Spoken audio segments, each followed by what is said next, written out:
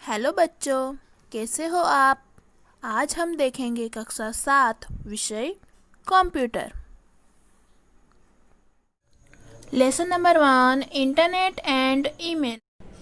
आगे भाग 3 में हमने URL यानी कि यूनिवर्सल रिसोर्स लोकेटर के बारे में जानकारी प्राप्त की थी। उसके बाद हमने डोमेन नेम के प्रकार के बारे में भी जानकारी प्राप्त की थी। भाग 3 में हमने देखा था कि www किस प्रकार कार्य करता है। बच्चों, हमारा आज का टॉपिक है ईमेल। आज हम ईमेल के बारे में जानकारी प्राप्त करेंगे, तो चलिए स्टार्ट करते हैं। ईमेल, ईमेल का पूरा नाम है इलेक्ट्रॉनिक मेल। ठीक है, इसे इलेक्ट्रॉनिक कहा गया है। क्यों कहा गया है? क्योंकि यह इंटरनेट के माध्यम से भेजा जाता है। ठीक है, यानी कि इंटरनेट का उपयोग करके हम ईमेल भेज सकते हैं। बच्चों, जैसे कि हम आज व्हाट्सएप यूज़ करते हैं। ठीक है, क्या करते हैं हम? व्हाट्सएप के माध्यम से हम फ़ोटो भेज सकते हैं, मैसेज भेज सकते हैं।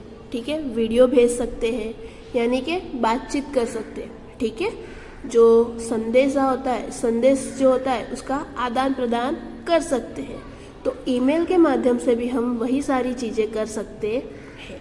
जैसे व्हाट्सएप के लिए आपके पास व्हाट्सएप अकाउंट होना चाहिए, यानी कि कोई नंबर, ठीक है, मोबाइल नंबर जिस पे आपका व्हाट्सएप चालू हो, और सामने आपको जिसको मैसेज भेजना है तो उसका भी व्हाट्सएप अकाउंट होना चाहिए। उसी तरीके से ईमेल में भी ईमेल आईडी होनी चाहिए, यानी कि ईमेल एड्रेस होना चाहिए। आपको जिसको मैसेज भेजना है, ठीक है, उसका भी ईमेल आईडी होना चाहिए और आपका भी ईमेल आईडी होना चाहिए। ठीक है, पहले के समय में बच्चों आपको पता हो तो जब मोबाइल टेलीफोन नहीं थे, उस वक्त हमें संदेश जानना हो या भेजना हो तो हम क्या कर सकते थे? सिर्फ एक ही रास्ता था, पत्र व्यवहार। ठीक है, यानी कि पत्र के माध्यम से हम संदेश भेज सकते थे और संदेश रिसीव कर सकते थे। पर उसमें आपको पता है कि उसमें बहुत ज़्यादा वक्त लगता था, यानी कि अगर आपने पत्र लिखकर भेजा है तो सामने उस व्यक्ति को मिलते मिलते 2 से 3 हफ्ते हो जाते थे, और वह भी अपना जो आंसर है, ठीक है, जो रिप्लाई है वो भेजेगा, तो उसमें भी सेम वही प्रोसेस होती थी। 2 से 3 हफ्ते आपको लग जाते थे। यानी अगर आपको नॉर्मली हाल चाल भी जानना होता था तो भी आपको इतना समय लगता था। ठीक है, तो इंटरनेट यानी कि ईमेल के माध्यम से क्या होता है बच्चों, आप कुछ सेकंड या कुछ मिनटों में आप वो जानकारी प्राप्त कर सकते हो। ठीक है, अब पहले के वक्त में जब हम संदेश यानी पत्र लिखते थे, संदेश व्यवहार करने के लिए हम पत्र लिखते थे, तो उसमें हमें क्या क्या चीज़ चाहिए होती थी? एक तो आपको जिसको पत्र भेजना है उसका नाम, ठीक है, उसका पूरा पता होना चाहिए पिन कोड के साथ। ठीक है, उसके बाद ही आप पत्र लिखकर उसको भेज सकते थे। तो उसी तरीके से ईमेल में भी हमें क्या चाहिए? Email address. ठीक है, यानी कि ईमेल आईडी आपके पास, और बच्चों जिसको आपको भेजना है उसके पास क्या होना चाहिए? ईमेल आईडी होनी चाहिए। ठीक है, तो ईमेल का उपयोग इंटरनेट के माध्यम से टेक्स्ट यानी कि मैसेज, ठीक है, संदेश, चित्र, वीडियो आदि भेजने के लिए होता है। ईमेल का उपयोग करके आप ईमेल खाता धारकों के साथ, यानी कि जिसका ईमेल एड्रेस हो वो, ठीक है, उसके साथ आप क्या कर सकते हो? संदेशा का आदान प्रदान कर सकते हो।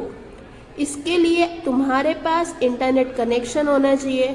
ठीक है, उसके अलावा एक ईमेल खाता, और जिस व्यक्ति के साथ आपको बात करनी है उसका भी एक ईमेल अकाउंट होना चाहिए, यह जरूरी है।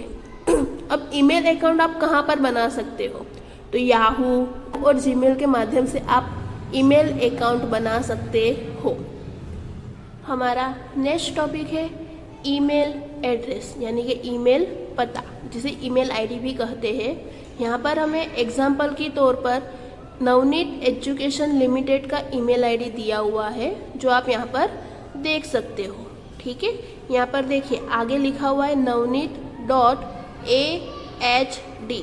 अब AHD का हम बोल सकते हैं कि अहमदाबाद, ठीक है।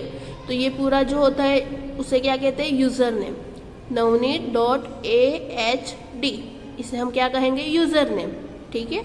उसके बाद ये देखो सिंबल, एक इस सिंबल को @ कहा जाता है। क्या कहा जाता है, @ कोई भी ईमेल आईडी हो उसमें आपको यह चिन्ह तो मिलेगा ही देखने को, ठीक है।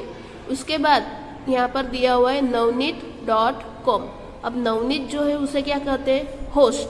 नवनीत को क्या कहते हैं, होस्ट। और .com जो है वो क्या है, टाइप, ठीक है। होस्ट और टाइप मिलकर क्या बनते हैं, डोमेन नेम। आगे हमने पार्ट 3 में URL में यह देखा था, ठीक है। आगे हमें यहाँ पर दिया हुआ है यूज़र नेम। अब हम यूज़र नेम किसे कहेंगे, उपयोगकर्ता यानी कि यूज़र, ठीक है। अगर हम आईडी बना रहे हैं तो हम उपयोगकर्ता जिस नाम से अपना ईमेल खाता खोलता है उसे यूज़र नेम कहते हैं और उसे ईमेल आईडी भी कहा जाता है, ठीक है। उसके बाद दूसरे क्रम पर दिया हुआ है @ हमेशा याद रखिएगा बच्चों, यूज़र नेम के बाद @ का चिन्ह होता है। यूज़र नेम के बाद @ का चिन्ह होता है। तीसरे क्रम पर दिया हुआ है डोमेन नेम। अब डोमेन नेम हम किसे कहेंगे, होस्ट और टाइप, ठीक है। जैसे कि ऊपर हमने देखा था एग्जाम्पल में navneet.com, तो navneet host.com टाइप, यह दोनों को मिलाकर डोमेन नेम बनता है। आप इस तरीके से भी याद रख सकते हो कि @ के पहले यूज़र नेम होता है और @ के बाद डोमेन नेम होता है। उसके बाद हमें यहाँ पर 2 और एग्जाम्पल के तौर पर ईमेल आईडी दी हुई है। पहली ईमेल आईडी है manav@gmail.com। अब मानव जो है वो क्या हो गया, यूज़र नेम, @ क्या हो गया, चिन्ह, ठीक है। और gmail.com यह क्या हो गया, डोमेन नेम। उसके बाद यहाँ पर दूसरी दी हुई है sanjay999 @ उसके बाद डोमेन नेम, ठीक है। तो संजय जो है ये पूरा 999 यहाँ तक का जो पूरा है उसे हम क्या कहेंगे, यूज़र नेम। आप यूज़र नेम में नंबर्स का भी इस्तेमाल कर सकते हो, ठीक है। यानी कि @ के पहले जो संजय 999 दिया हुआ है वो क्या है, यूज़र नेम, और @ के बाद जो दिया हुआ है वो क्या है, डोमेन नेम। आपको मेरी वीडियो अच्छी लगी हो तो आप इसे लाइक, सब्सक्राइब और शेयर करना ना भूलें। Thank you.